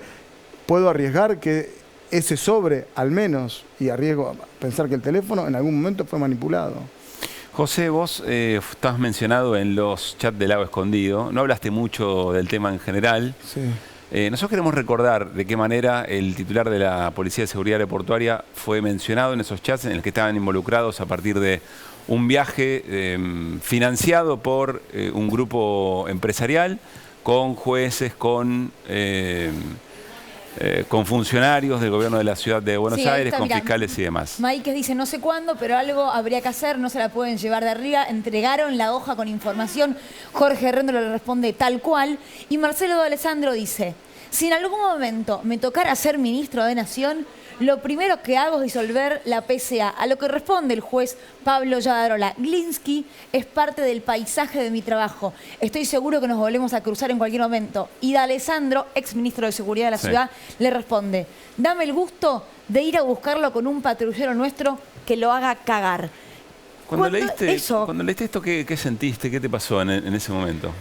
Mira, estaba en Israel en ese momento, había ido a un congreso sobre seguridad nacional, Homeland Security y ciberseguridad para hablar de seguridad en infraestructuras críticas. Me llegaron algunos mensajes, había links, empecé a abrir, qué sé yo, me puse nervioso. Por supuesto, estaba sorprendido de lo que estaba viendo. ¿Nervioso por qué? Bueno, porque no sabe, empezaba, primero que fueron fragmentados, no apareció toda la información junta. Fue una sensación fea, ¿no? Una sensación me dolió, digamos, de alguna manera, porque nosotros hacemos el intento, no siempre nos sale bien, de trabajar como corresponde, le ponemos muchas horas a nuestro trabajo, lo hacemos de manera muy profesional. Yo soy quizá la cara visible de una institución, pero la verdad es que hay muchos hombres y muchas mujeres que trabajan y creo que lo hacen de manera muy profesional. Bronca, ¿no? Dolor. Ahora, ellos ahí te acusan de haber sido vos quien entregó la información de la ruta del vuelo o de las cámaras del aeropuerto cuando llegan a Bariloche, ¿no? Eso está absolutamente probado en una instancia administrativa. Nosotros, efectivamente, un periodista se hizo de un formulario, que es el FDG, donde figuraban los nombres de personas que habían abordado ese vuelo privado desde la ciudad de Buenos Aires a Bariloche. Nosotros tenemos un organismo externo que hace de asuntos internos, o sea, tenemos control externo, y rápidamente se inició un procedimiento administrativo y descubrimos quién había entregado a otro funcionario de otro organismo ese documento. Eso significó para la persona perder su trabajo, y eso merece, sin lugar a dudas, una sanción de carácter administrativo. Luego hubo una presentación judicial por parte de uno de los imputados en la causa que se conoce como Lago Escondido, en donde pide investigar esto, y nosotros aportamos al juzgado que hoy subroga el doctor Ariel Lijo la información proveniente de la causa administrativa. Pero son dos temas distintos, me parece, ¿no? Es decir, uno... y tienen gravedades distintas, ¿no? Es decir, en este caso... nosotros hicimos todo lo posible por esclarecer qué es lo que había ocurrido institucionalmente. Después, nosotros tuvimos participación también en la investigación propiamente dicha, mientras que la causa estuvo en el juzgado de Bariloche. Fue la PCA la encargada de hacer las tareas del allanamiento al Lago Escondido. Bueno, secuestramos ahí información que fuimos con la jueza, si no me equivoco, en aquel momento, y luego también fuimos apartados de la causa por pedido de unos imputados, el mismo que hizo en la otra denuncia. Ahora, José, salvo de Alessandro, que tuvo que renunciar a su cargo, el resto sigue cumpliendo las mismas funciones. Fiscales, jueces, bueno, ni hablar el sector privado, digamos. ¿Te preocupa que hagan realidad esa amenaza en algún momento? Mira, qué sé yo, hay una preocupación, sí, pero no es una preocupación personal, digamos, ¿no? Es una preocupación por el estado de cosas de la democracia argentina. Por supuesto, qué sé yo, hay gente cercana que me quiere y demás que me pregunta, ¿tenés miedo de lo que pueda llegar a suceder? ¿Qué va a pasar? Digo, qué sé yo, a mí me da... También uno cuando elige hacer política y cuando elige... y nadie te obliga a ser funcionario público, sabe que se expone a determinadas cuestiones. Pero me da más bronca por el estado de cosas que tiene la República Argentina en materia de fortaleza democrática. Me parece que hay situaciones que pueden ser errores, que pueden significar incluso hasta delitos, y eso se puede corregir, digamos. Todos firmamos muchos papeles, sabemos que tomamos decisiones, esas decisiones pueden ser equivocadas, pueden tener consecuencias para terceros. Te puede disciplinar, ¿no? Sí. A mí decís vos... No, en general, digo, a la dirigencia política estas cosas... A mí lo que me parece que lo que queda en evidencia es que no da lo mismo hacer cualquier cosa, digamos. Y como vos decís, si da lo mismo hacer cualquier cosa, bueno, es un poco desilusionante. Claro. Quienes hacemos política vamos a intentar siempre de que esto no sea de esa manera. ¿Tuvo oportunidad de hablar con Yadarola, que es penal económico, con D'Alessandro sobre esta situación? La verdad que no. Yo trabajo de manera regular con los jueces penal económicos y con los jueces de Comodoro Pi, incluso con jueces fiscales también de la justicia ordinaria. Desde aquel momento en adelante, la verdad que no he tenido oportunidad de hablar. ¿Te dan ganas? Por momentos sí, hay veces que sí, a veces quiero saber, por lo menos poder preguntarles, ¿es verdad esto que figura acá? ¿Es verosímil? Algunos han dicho que esos chats no son reales, pero bueno, hay cosas de las cuales igual, y me voy a excusar de hablar, porque yo estoy cumpliendo funciones y trabajo con ellos en este momento. Y la verdad que no quiero entrar en la polémica más específica o en el punto a punto con alguno de los jueces o fiscales con los que tengo que llevar una tarea cotidiana. O sea, no da que un oficial de la PCA tenga que pasar por una situación incómoda en la que está obligado porque tiene que trabajar con esos jueces y con esos fiscales. Pero sí, me parece que si los viera les preguntaría si es verdad lo que dicen los chats. Yo escucho un programa a la mañana que conduce Ernesto Tenenbaum, se habla mucho de vos por tu compañera Tamara, así que decirle que le mando un beso porque me encanta y me divierte mucho. Me río mucho, ¿qué querés que te diga? Lo escucho cuando voy a C5N. Podemos ir al corte, se lo decís fuera de la... No, y cargan mucho con que vas a ser intendente. ¿Vas a ser intendente? No voy a ser intendente de Comodoro. Porque, viste, por la política la pregunta. Para llegar ahí, dejaste en broma. No. Hemos llegado en Comodoro a un consenso lo suficientemente fuerte para dar la discusión electoral. El actual viceintendente de Comodoro es nuestro candidato a intendente, Óscar Macharasvili, y el actual intendente de Comodoro Rivadavia va a ser el futuro gobernador de la provincia del Chubut, que es Juan Pablo Luque. Pero más adelante no se sabe. No, bueno, Comodoro es mi patria chica, ¿no? Es el lugar donde nací, el lugar donde me crié. Es una ciudad que tiene un potencial enorme y que se encuentra un desafío muy grande, producto de algunas cosas que se mencionaron aquí. Comodoro siempre fue el corazón del petróleo argentino. Y ese corazón está pasando, bombea en otro lado ahora, ¿no? Está en vaca muerta. Y tenemos una cuenca petrolífera madura, pero que todavía da muchísimo petróleo y tenemos que seguir manteniéndola y generando más producción. José, gracias por haber venido. No, gracias a ustedes. Luli, ¿nos vamos al corte? Sí, pero al regreso Flor Alcaraz nos cuenta lo que se viene mañana, porque es 3 de junio. ¿Mañana es 3 de junio? Sí. No, perdón, el sábado. El sábado es 3 de junio, día de Ni Una Menos, así que un informe de Flor Alcaraz. Ya venimos.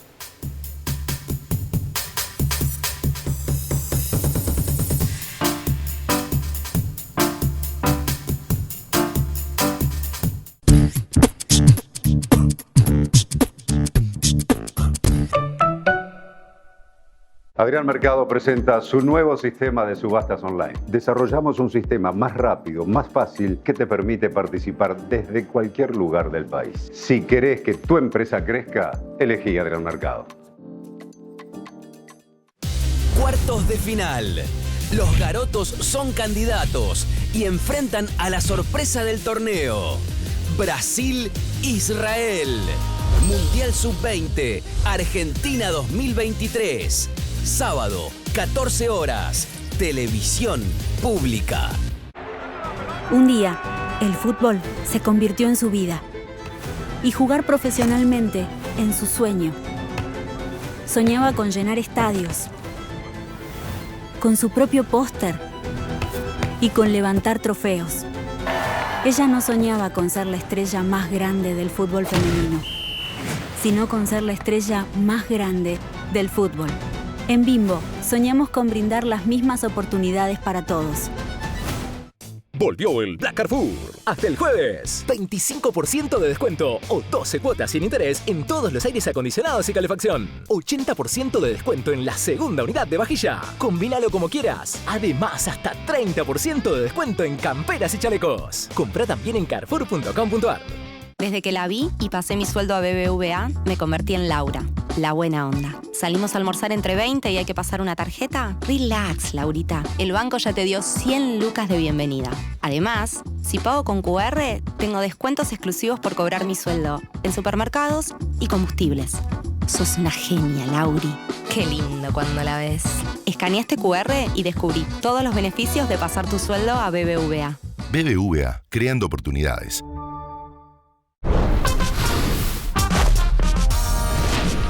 Descubrí la experiencia Bimbo Artesano, esa que hace que cada receta sea inigualable. Bimbo Artesano, más que pan, una experiencia. Conocé también Bimbo Artesano Brioche.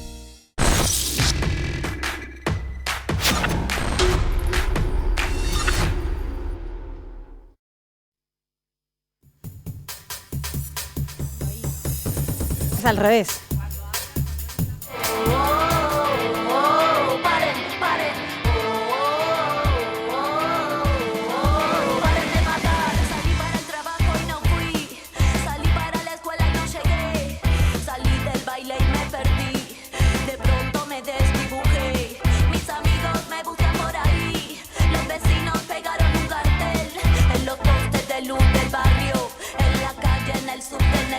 Este año, en Ciudad de Buenos Aires, se organizaron asambleas que fueron rotando en distintos lugares del territorio porteño. Organizaciones sociales, activistas feministas, organizaciones de derechos humanos y sindicatos llevaron sus demandas a estos encuentros para que sean leídos en el documento que se escuchará en la Plaza del Congreso el próximo 3 de junio.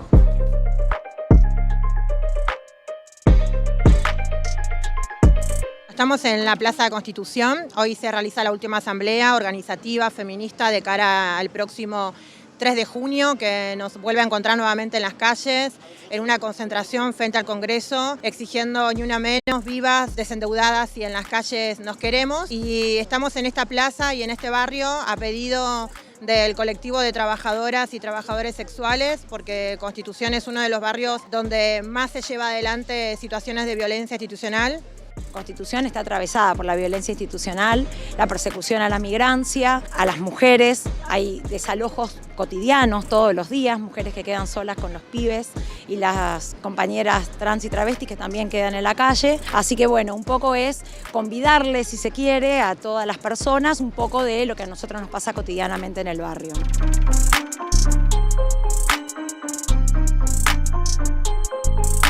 Con este poder judicial no hay ni una menos. Podríamos decir que las consignas están en 3 ejes. Por un lado, un reclamo hacia el Estado por el abordaje hacia las violencias, que no hay, por ejemplo, a 8 años del primer ni una menos, todavía no tenemos patrocinio jurídico. La justicia sigue revictimizando a quienes denuncian violencia de género. No hace nada frente al incumplimiento de la cuota alimentaria. Los planes y las políticas públicas que hay en este momento para prevenir y erradicar la violencia son insuficientes. Entonces, eso pasa directamente al segundo eje, que es el problema de la autonomía económica para salir de las violencias. Bueno, creo que la demanda persistente hacia el sistema de justicia tiene que ver con que es quizás el poder de Estado que menos nota toma de la demanda que viene sosteniendo el movimiento ya casi hace una década.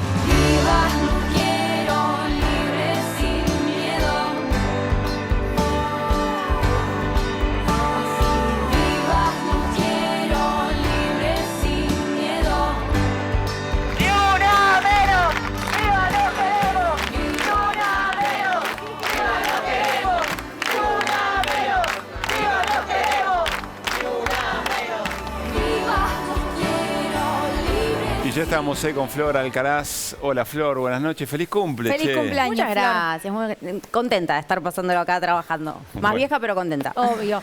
Qué buen informe, ¿no? Para lo que se viene el próximo sábado 3 de junio. Sí, una fecha que es ya parte del calendario de la lucha feminista, pero también de la historia política argentina, porque fue un antes y un después, allá en el 2015, esa primera manifestación masiva y que se viene repitiendo. Y una fecha 100% made in Argentina que nos inventamos con la excusa de salir a las calles para pedir basta de femicidios. Estuvimos participando en las asambleas que se organizan y que debaten alrededor de dónde se convoca, cuáles van a ser específicamente las demandas, ese documento tan largo que después se lee en los escenarios y enumera todos los pedidos que hay. Y hoy justamente se conocieron cifras sobre femicidios del observatorio, el registro que tiene la Corte Suprema de Justicia, que también es muy cuestionada en estas manifestaciones, pero que es la única que en este sentido ha tomado nota, porque el pedido de cifras era un reclamo allá por 2015 porque no existían esos números. Cifras confiables, digamos. Cifras confiables, y esto se toma a partir de las causas judiciales.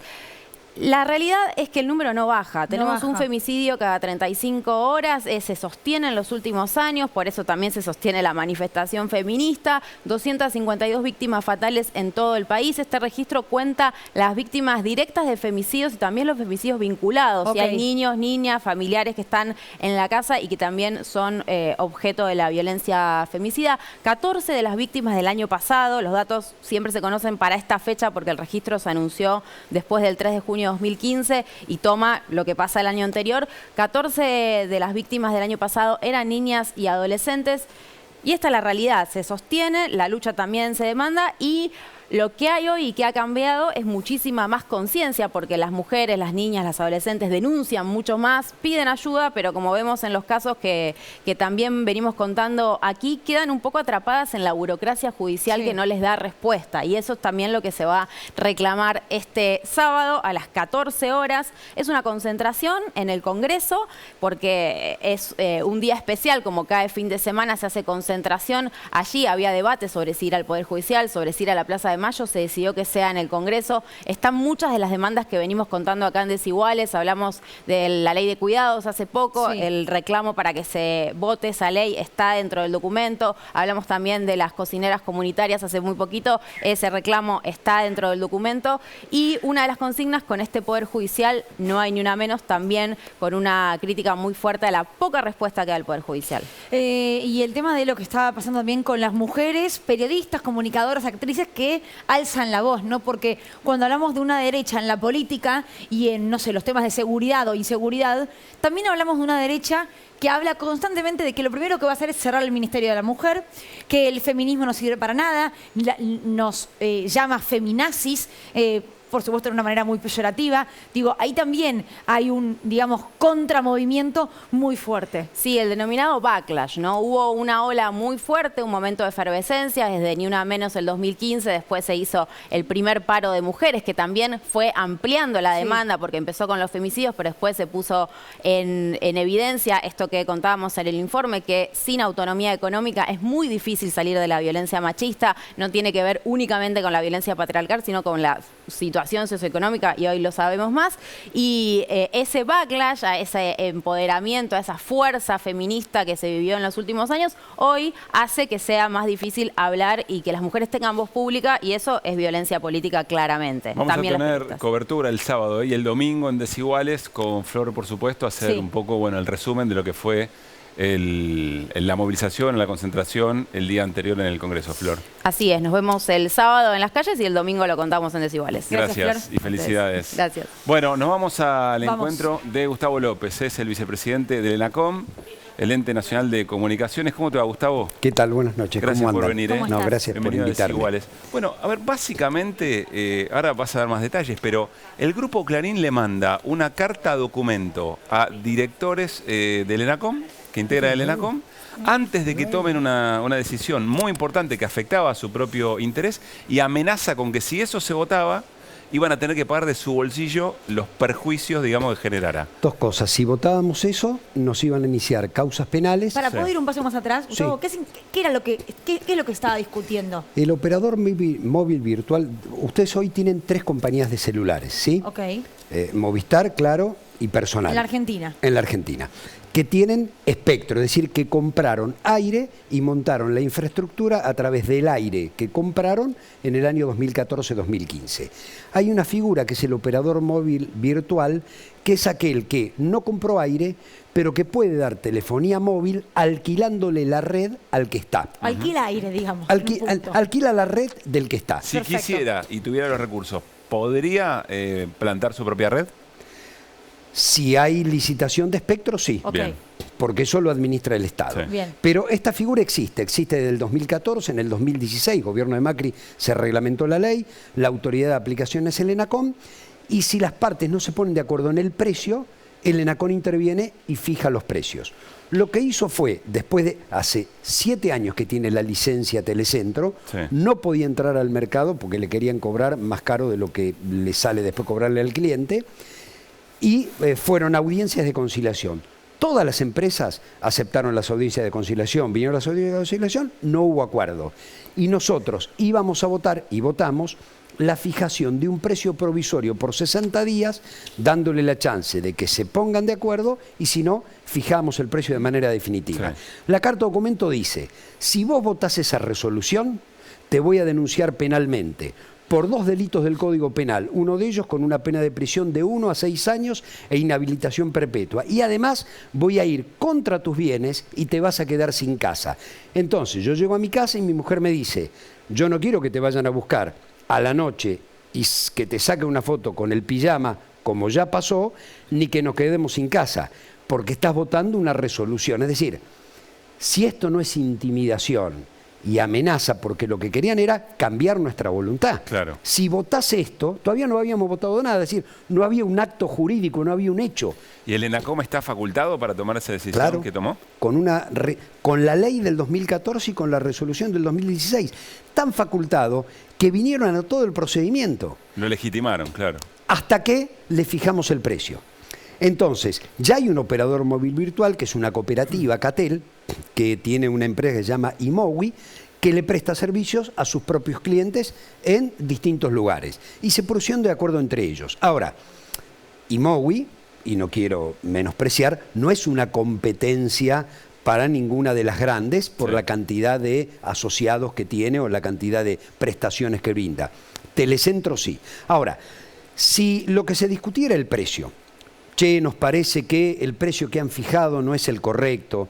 Si lo que se discutía es el fondo de la cuestión no es una empresa grande que licita espectro, vos podés presentar un recurso administrativo de reposición, podés presentar un recurso jerárquico, podés ir a la justicia, que siempre les va bien cuando presentan un amparo. Tienen esa suerte, presentan un amparo y lo ganan. Pueden ir por una cuestión de fondo. Claro, suerte, entre Suerte, comillas, sí. digamos, ¿no?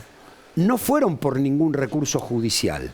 Fueron por una advertencia diciendo, si votás esto, te voy a perseguir, voy a intentar meterte preso y voy a ir contra tus ¿Y bienes. qué hiciste vos y el directorio luego de esta carta documento? El lunes tenemos una reunión de directorio porque además lo que quieren hacer creer que esto es una decisión individual.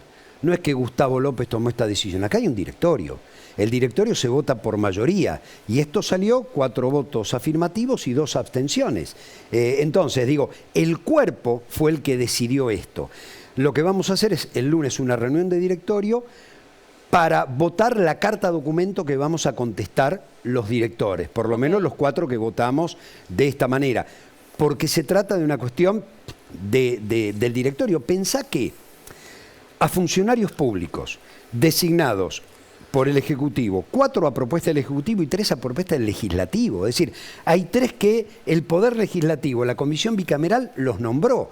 2 de la oposición que se abstuvieron y 1 del bloque del Frente de Todos. Es decir, está el Poder Legislativo y el Poder Ejecutivo en una conducción de 7 miembros que regula todas las telecomunicaciones. Y un regulado me dice, no lo votés porque te voy a mandar en cana. Yo no veo mucha diferencia con la conversación que tuvieron antes con José, con el director de la PSA, porque esto es correr los límites de la democracia. Digo, nosotros somos un órgano del Estado y alguien nos dice que si votamos nos van a perseguir. Mirá, primero tenemos la obligación de votar porque somos los reguladores y segundo, tenés infinidad de recursos. Hoy estuve con Agustín Rossi, con el jefe de gabinete, sacó un tuit que después lo pueden ver, rechazando lo que él llama una amenaza y bueno, solidarizándose con los directores, porque la verdad que es, nunca lo había visto, digo, nunca había visto en mi vida que amenacen antes de sacar una resolución. 2 preguntas. Primero, conociendo al Grupo Clarín, y además vos fuiste un actor muy importante en la pelea por la Ley de Servicio de Comunicación Audiovisual, ¿te sorprendió que efectivamente actuara de esta manera o es esperable?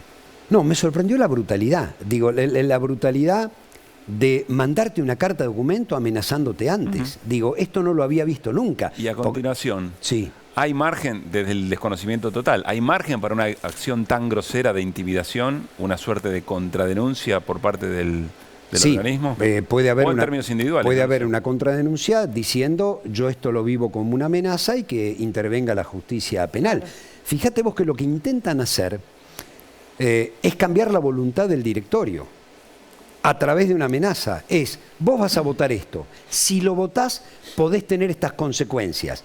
Y no nos estamos enfrentando al vecino de acá a la vuelta. Sí. Nos estamos enfrentando a la empresa infocomunicacional más grande de la Argentina, que además tiene aceitadas relaciones con el Poder Judicial, como se ha demostrado con lo del Lago Escondido y con todo lo demás. Entonces, la política debe reaccionar. ¿Cuáles son los límites de la democracia? Cristina lo decía en La Plata, en el Teatro Argentino de La Plata. Frente al poder económico concentrado necesitas un Estado que responda a los intereses de la sociedad, que lo haga dentro de la ley, dentro de los márgenes que la ley le permite. Si no le entregás la llave del gobierno, le decís, hacé lo que vos quieras. Néstor. Ante esa actitud que el Chivo Rossi define como amenaza y ante esta presión que evidentemente sienten los directores de ENACOM, ¿cuál va a ser la conducta que van a adoptar respecto al objeto de esa amenaza? Es decir, ¿van a seguir adelante con la incorporación de Telecentro o van a parar todo a ver qué pasa? No, ¿Ya se votó eso o no? A ver, ya lo votamos, tienen 30 días para incorporarlo. Imagino yo que van a presentar una serie de recursos, tienen derecho a hacerlo, si se sienten perjudicados. Nosotros lo hicimos dentro del marco de la ley, porque en la carta documento al principio ponen, ustedes inventaron un reglamento. No, mira, es de Aguada el reglamento, es del 2016. La ley es del 2014, la sancionó el Congreso. Y además todo el procedimiento que está arreglado, ellos lo cumplieron. Hasta el momento en que tomamos la decisión de, a ver, si hace 6 años o 7 que tiene la licencia, ¿por qué no puede entrar al mercado? Porque no quieren que entre. ¿Por qué? Porque le cobran un precio que para la otra empresa era excesivo. ¿Tenemos facultad para fijar el precio? Sí. Lo fijamos de manera provisoria. Antes de fijarlo, vino la advertencia. No lo firmen porque si no tendrán estas consecuencias. La pregunta tenía un objetivo más doméstico, casi familiar. Digo, cuando esta noche llegue a su casa, ¿su mujer qué le va a decir? Por suerte está en la costa y no está viendo el programa. No, a ver, ya hablamos hoy y nada, está enojada, está asustada, porque bueno, hoy lo hablaba con el jefe de gabinete de ministros que representa al gobierno. Digo, nosotros también necesitamos ese respaldo del gobierno que hoy salió. Claro. ¿Por qué?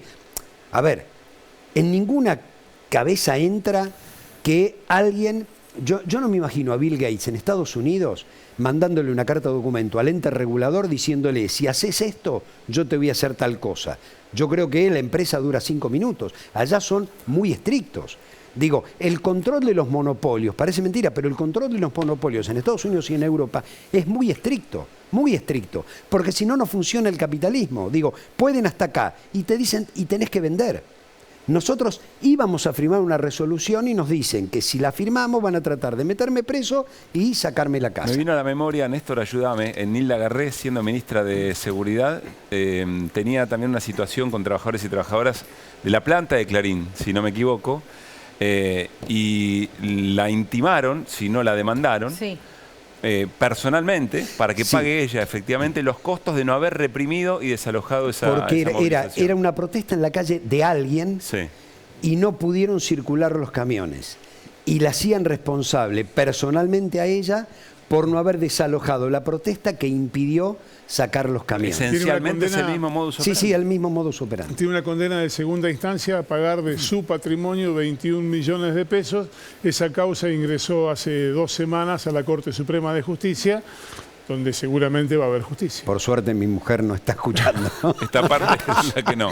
No, la verdad que, a ver, merece una reflexión de todo el sistema político, Yo sé que Juntos por el Cambio está muy ligado a los intereses de los grandes grupos económicos y pierde la perspectiva de lo que significa el sistema democrático. Digo, vos tenés que regular, se regula en todas partes del mundo. Si te equivocás, hay recursos. Digo, si el precio no es un precio justo, presentas un recurso de reconsideración, presentas un recurso jerárquico, le decís al juez que dicte una medida cautelar, y lo digo bien, y lo digo en serio, es decir, uno es falible. Tenés que tomar decisiones todos los días. Ahora, la amenaza, la advertencia... hecha pública a través de una carta de documento antes de votar, imagínense ustedes, una carta de documento diciendo, si lanzan este informe al aire, bueno, vas a ir preso. No, a ver, los tratados internacionales de derechos humanos dicen que si hay una sanción, es posterior a lo que vos hagas, y la sanción nunca es contra el periodista. Entonces, bueno, esto es lo que debemos denunciarlo. Yo agradezco al jefe de gabinete que hoy haya salido en respaldo, no de nuestra decisión de fondo, porque es una decisión técnica. Digo, el precio no lo fijo yo lo voto, hay todo un área técnica que lo fija, sino a una decisión del ente regulador. Gustavo, gracias por haber venido y estamos a la expectativa de cuál va a ser la respuesta política. El lunes vamos a dictar la carta. Gracias. Gracias. Bueno, nos vamos al corte. Al regresar, Pablo Ibáñez nos cuenta todo sobre la interna y el armado electoral del Frente de Todos.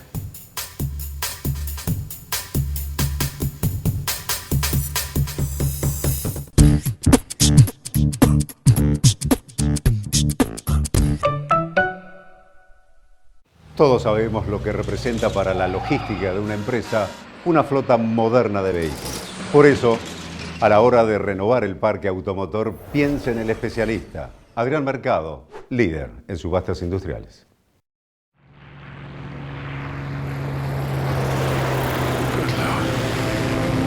I really wish I had my gun right now. Take it easy, Lucas. ¡Casado! ¡Los dos casados! Queremos ir a la casa del gobernador para hablar con él. What are you saying? Todos tenemos sueños. Ese día, nosotros vivimos el nuestro juntos. Cóndor 105, capítulo 4. Estreno este jueves, 22:30. Televisión Pública. Volvió el Black Carrefour. Hasta el jueves, 80% de descuento en la segunda unidad. O pagando con tarjeta Mi Carrefour prepaga y crédito, 2x1 en marcas de café, cacao y pañales. 3x2 en vinos y espumantes. Además, pollo entero congelado a 439 pesos por kilo. Compra también en carrefour.com.ar. Un día, el fútbol se convirtió en su vida. Y jugar profesionalmente en su sueño. Soñaba con llenar estadios, con su propio póster y con levantar trofeos. Ella no soñaba con ser la estrella más grande del fútbol femenino, sino con ser la estrella más grande del fútbol. En Bimbo, soñamos con brindar las mismas oportunidades para todos. ¿Sabías que tu vuelo a Europa con Iberia puede ser mucho más premium? Descubrí la clase turista premium, con más entretenimiento, más espacio y comodidad. Volá a otro nivel por muy poco más. Europa, más cerca tuyo. Santander, una tarjeta exclusiva para todo el mundo.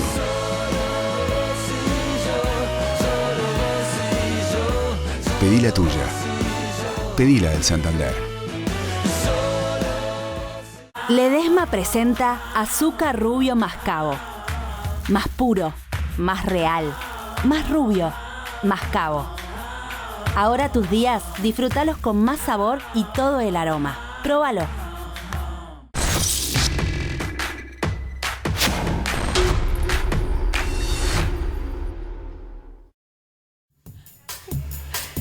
Bueno, muy bien, ¿eh? Muy Último bien. bloque de Desiguales nos prometió Pablo Ibáñez novedades de la interna del Frente de Todos. No, dos datos hubo hoy que me parecen relevantes. Uno acaba de ocurrir ahora, otra reunión de Guado de Pedro con dirigentes sindicales, muchos dirigentes sindicales, entre ellos Luis Barrio Nuevo, Amadeo Genta de Municipales, entre muchos otros. Aparece como una especie de acompañamiento de los gremios a una potencial candidatura de Guado de Pedro. Es ese lenguaje un poco raro, porque todavía no es candidato, pero se mueve como tal. Dijo que todavía no era. Por eso mismo. Y el otro dato, que parece rebote, que tiene que ver con eso, que fue hoy Victoria Tolosa Paz diciendo que va a ser candidata en la provincia de Buenos Aires, no diciendo a qué. Dijo, voy a competir en la provincia de Buenos Aires, pero el dato más interesante es que dice, no sé contra quién. Entonces, el no sé contra quién lleva a pensar si por ahí Victoria Tolosa Paz, que está asociada claramente con Daniel Scioli, no está pensando que en realidad la ecuación del esquema del kirchnerismo todavía no está resuelta, en el sentido de que sea Guado de Pedro el candidato a presidente y Axel Kicillof el candidato a gobernador.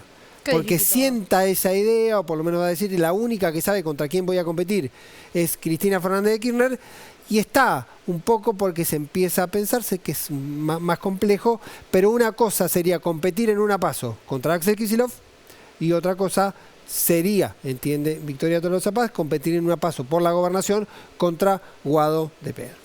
Nos vamos, señor Pablo Caruso. Sí, que pase muy bien, ¿eh? Descanse. Gracias. Hoy quedó claro que lo necesita, Trujillo. Sí, hoy no estoy bien, ¿viste? El domingo, Pablo Caruso y todo el equipo de Desiguales se reencuentran con ustedes a las 9 de la noche. Chao.